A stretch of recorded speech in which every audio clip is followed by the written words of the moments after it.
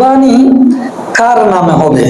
হুজুর, আমার বাবার নাম অমুক, আমার বাবার নামে কোরবানি দিবেন।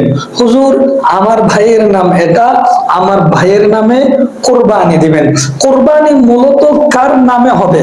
কোরবানি হবে মূলত, কোরআনুল কারীমে আল্লাহ রাব্বুল আলামিন বলেন, লিয়াযকুরু ইসমাল্লাহি আলা মা রাযাকাহুম মিন বাহিমাতিল আনআম। কোরবানি হবে একমাত্র আল্লাহ রাব্বুল আলামিনের নামে, আর যারা টাকা দিবে তাদের পক্ষ থেকে কোরবানি হবে, অর্থাৎ আপনার পক্ষ থেকে আল্লাহর নামে কোরবানি হবে, আপনার ভাইয়ের পক্ষ থেকে আল্লাহর নামে কোরবানি হবে। লিয়াযকুরু ইসমাল্লাহ আলা মা রাযাকাহুম। সুতরাং কোরবানি হবে কেবলমাত্র আল্লাহ রাব্বুল আলামিনের নামে এবং আপনাদের পক্ষ থেকে। এই বিষয়টা অনেকে ভুল করে, যারা জানে না তাদেরকে শেয়ার করে জানিয়ে দিন। আসসালামু আলাইকুম।